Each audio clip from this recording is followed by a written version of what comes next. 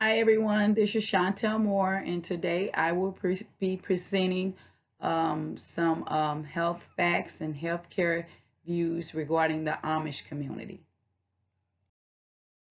Agenda today will I'll go over a specific health issue regarding one Amish patient, culture and spiritual assessment, location of the Amish community, some healthcare views, some concept of the global ethnomedic system, optimal outcomes, and impacts to nursing practice.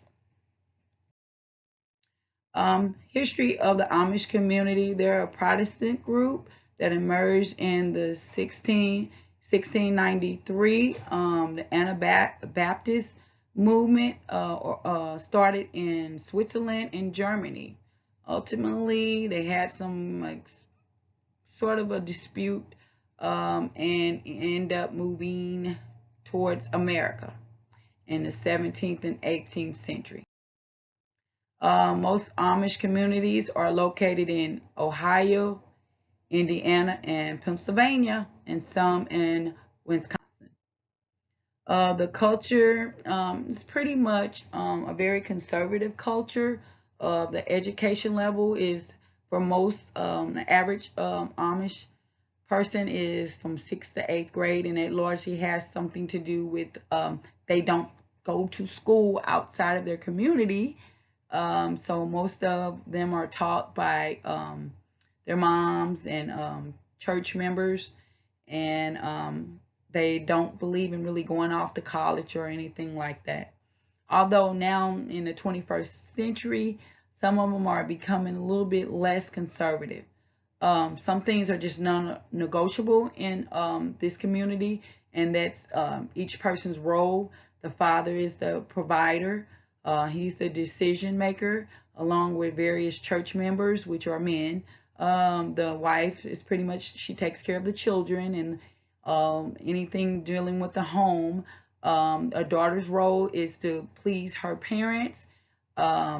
She really doesn't have much opinion on who she's going to marry. And the son's role is to pretty much follow the same role as dad.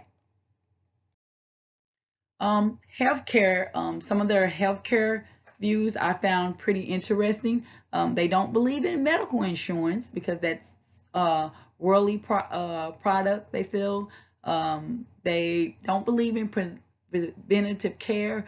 So things like immunizations, different screenings, they don't find that necessary. And definitely not contraceptives. And most of their transportation is pretty much via buggy and horse carriage. Ethnomedicine, again, is a number of traditional or non-traditional medical treatments that consist of native plants, herbs. In some cultures may be administered by medicine men, witch doctors, or whoever that culture feels that is equipped to heal. Again, the Amish community, they believe in folk medicine and faith healing. So you get your herbs, home remedies, health foods, which I found interesting in chiropractors. They do believe in good health, and they believe a good health is a gift from God. But even though man can come with medicine and help with medicine, they ultimately again believes that God heals. I thought this model would pretty much summed up what the Amish community and what I feel is important, that the connection between the culture and the care or medical care should intertwine. It's very important that practitioners are aware of the culture that they're treating and always seek information, updated information on different cultures that they may not even see all the time. Again, the Amish patient that I chose, 17-year-old female, comes into the clinic with her mom and grandmother. She's been experiencing some shortness of breath, periods of feelings of fear, heart palpitations, and usually it's relieved by her sitting down and relaxing. All other vital signs, everything else, no signs of abuse are negative pretty much.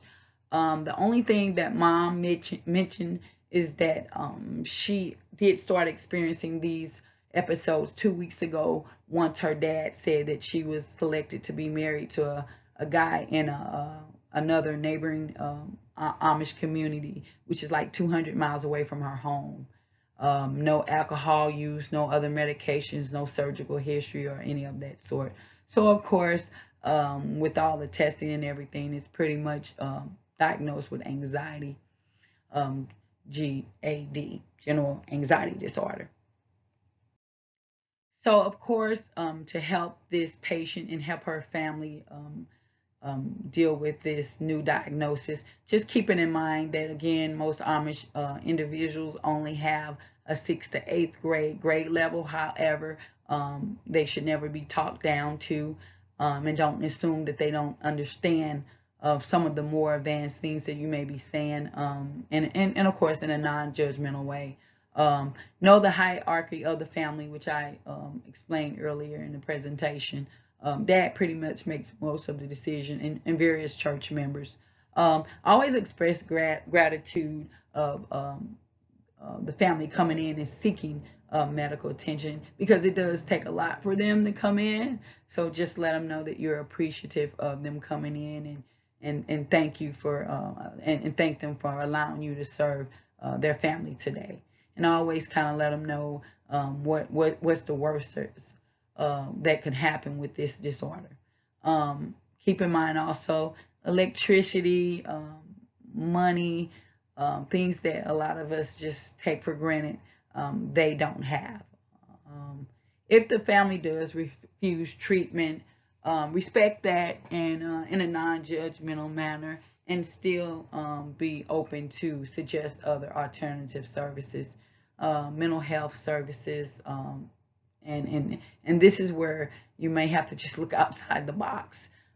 Sometimes seeking pastor services or someone in their community that they feel comfortable dealing with would be helpful. I think how this affects advanced practice nursing, again, being just culturally aware of different populations, their views, and what influences their views, what they find important. That's one of the things that I see that's very helpful in my line of work, finding out what a patient or his caregiver feel is important, what's important, what's good, what is good health to them. Again, practitioners, doctors, physicians, all medical staff should always seek knowledge on different cultures, their conversational styles, their language, their average educational level, family traditions, mental health awareness, medical and herbal and vitamin history. Just kind of really digging deep and finding out what's important, what they see promotes wellness. Again, thank you so much for this presentation. I hope some of the information I provided today will bring more enlightenment on the Amish community. Thank you.